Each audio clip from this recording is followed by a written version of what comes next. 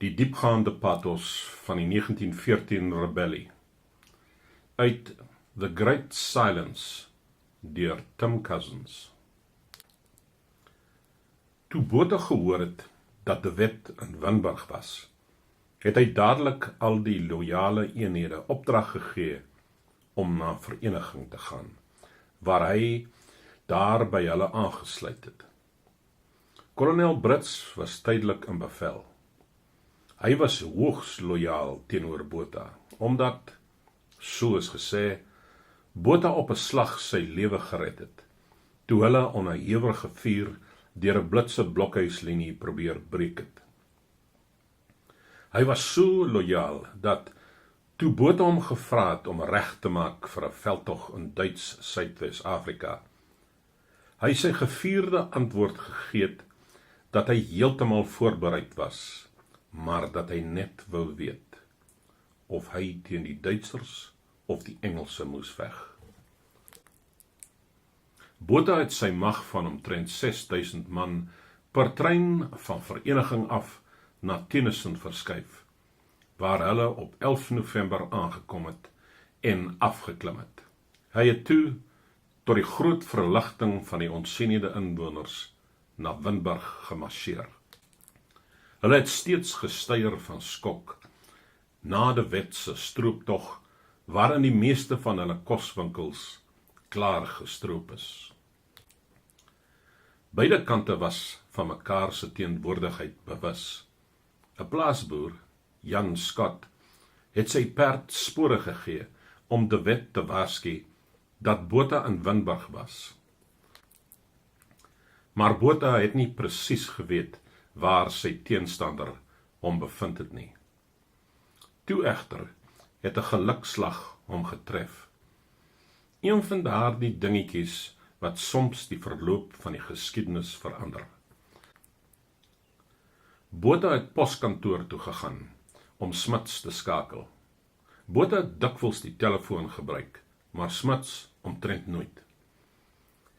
Toe hy die gebou binne gegaan het, het die telefoon gelei. Botha het 'n stafoffisier beveel om die telefoon te beantwoord.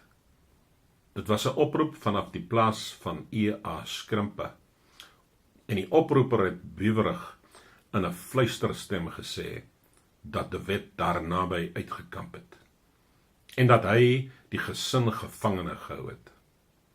Hulle is in 'n kamer waar hulle heel toevallig die huistelefoon gehou het, toegesluit. De Wet het nagelaat om die telefoondraad te knip. Die oproeper het gesê dat de Wet van plan was om daar te oornag en om dan die volgende dag te vertrek. Die naam van die plek was Mushroom Valley. Botha het dadelik 'n nagmars beveel. Dit was altyd sy uitverkore manier van aanval. Een van Botha se lyfwagte, Moore Ritchie, het sy ervaring van die aakligheid daarvan om te veg terwyl jy slaap skitterend beskryf. Hoewel dit November was die nag bitterkoud. Niemand is toegelaat om te rook of te praat nie. Die helder sterre het fantasties in die lug gedans. Die terrein was ongelyk, sodat die perde gestruikel het. Piet van der Byl het daarna die spanning helder onthou. Die gefluister, die gehoes van die perde, die geknars van 'n geweerkolf wat teen 'n saal skuur, die eentonige klipperige terrein en die spanning. Is hulle jagters of word hulle gejag? En is hulle besig om in 'n lokval in te ry? Jy wil aan die spookagtige figuur langs jou fluister, om uit te vind of hy vriend of vyand was. Hulle het na middernag gestop en van die perde afgeklim. Die wind was snerpend koud, en die brandwagte was koelbloedig blootgestel. Om 2:30 die oggend het hulle weer aanbeweeg, tot hulle teen sonop in die perfekte posisie was.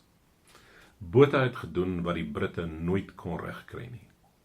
Hy het de Wet verras en betrap, en hy het 'n goed beplande stryk gestel. Na Mashoeng-Vallei het iemand aan Botha gesê: "Generaal, wanneer jy die rebellieleiers vang, moet jy streng teen hulle optree." Waarop die generaal swaarmoedig, maar vol wysheid geantwoord het: "Dis maklik vir jou om te praat. Ek kyk 50 jaar die toekoms in. Dis nie my wens om 'n magdom bitterheid na te laat en so my mense vir altyd verdeel nie." Miskien was Botha die ware siener en nie siener van Rensburg nie. Mashoeng-Vallei was een van die grootste skermutselinge van die rebellie van 1914. Dit was ook 'n waterskeiding. Voor die gebeurtenis het de Wet se ondersteuning gegroei, maar daarna het sy aanhang begin afneem. Soos die official history gesê het, die Hoenderkop veldslag het die rebellie se lot, so te sê, beslis. Op daardie dag het 28 man tesame aan beide kante omgekom, 80 is gewond en omtrent 600 rebelle is aangekeer. Dit was 'n donker dag vir Botha. Richie Moore, wat langs hom gery het die gedrag van hierdie stil Suid-Afrikaanse patrioot gade geslaan. Daar was verdriet en 'n diepgaande pathos om daaromtrent. Botha het aan Van der Byl gesê: "Dit is die slegste dag van my hele lewe. Ek ken al hierdie mense, of hulle paas, op wie ons nou besig is om te skiet. Hulle het in die laaste oorlog langs my geveg. Nou moet ek teen hulle veg. My eie mense, my vriende. Maar wat anders kan ek doen?" Toe Botha verby die liggaam van 'n ou kameraad gery het hy met trane in sy oë aan Harry True gesê: "Julle Engelse sal nooit verstaan hoe moeilik dit vir my is nie."